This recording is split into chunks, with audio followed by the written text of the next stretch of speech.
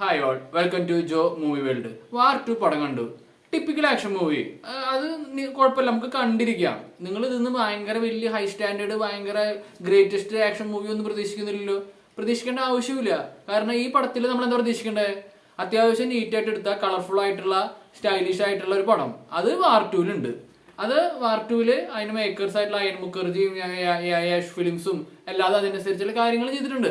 പിന്നെ NTR ഹൃതിക് റോഷനോട് വന്നപ്പോൾ സെറ്റായി. കാരണം കിയാരിയും ഇപ്പൊ ഇവരൊക്കെ ഇരുന്നിട്ട് ഇത് തന്നെ കാണാം, നമുക്ക് നൈസായിട്ട് കാണാം. കാരണം അത്യാവശ്യം കുറെ ആക്ഷൻസ് ഉണ്ട്. നിങ്ങൾ ഇതിൽ കഥയും ലോജിക്ക് ഓഫ് ആക്കുക. ലോജിക്ക് ആദ്യം ഓഫ് ആക്കിയിടുക. എന്നിട്ട് നിങ്ങൾ ഒരു ആക്ഷൻ പടം, കളർഫുൾ പടങ്ങൾ, ഡിഫറെന്റ് ലൊക്കേഷൻസ്, സെറ്റ് പീസസ്, പാട്ടുകൾ, അങ്ങനെയൊക്കെ ആയിട്ട് ഒരു നൈസ് ടൈം. അത് വാർ 2-ലുണ്ട്.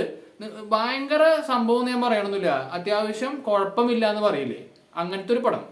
ഒരിക്കലും ഇത് ബോറിങ് എന്ന് പറയുന്നത് എന്താ, നമുക്ക് ഡ്രാഗ് ആവുക, ലാഗ് ആവുക, അങ്ങനത്തെ കാര്യങ്ങളൊക്കെ വരുമ്പോഴാണ് ബോറിങ് അടിക്കുക. പിന്നെ ഇത് തന്നെയല്ലേ എന്ന് ചോദിച്ചു കഴിഞ്ഞാൽ ഈ പടത്തിൽ നമുക്ക് പിന്നെ നിങ്ങൾ എന്താ പ്രതീക്ഷിക്കുന്നത്? അങ്ങനെയാണെങ്കിൽ ഈ പടം കാണാൻ നിങ്ങൾ വരണ്ട.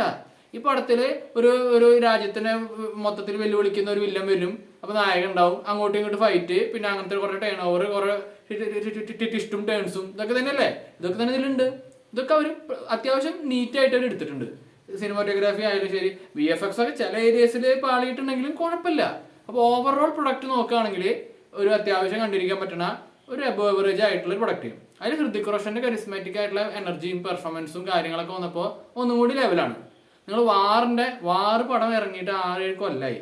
അതിനുശേഷം കുറേ സ്പൈ ആക്ഷൻ പടങ്ങൾ നിങ്ങൾ പല ലാംഗ്വേജിലും പ്രത്യേകിച്ച് ഹിന്ദിയിൽ തന്നെ ഇവരുടെ തന്നെ കണ്ടിട്ടുണ്ട്. അതുകൊണ്ടാണ് നിങ്ങൾക്ക് ചിലപ്പോൾ ഇത് മടുപ്പ് തോന്നായിരിക്കാം. പക്ഷെ എനിക്ക് വലിയ കുഴപ്പമില്ല. അത്യാവശ്യം എനിക്ക് എൻഗേജ് ചെയ്തിട്ട് തന്നെ കണ്ടത്. എനിക്ക് ബോറൊന്നും അടിച്ചില്ല. അതുകൊണ്ട് തന്നെ പടം കണ്ടുകൊണ്ടിരിക്കുമ്പോൾ ഒരു ഫ്ലോയിൽ അങ്ങനെ പോവും. ആ ഫ്ലോ എനിക്ക് കിട്ടി.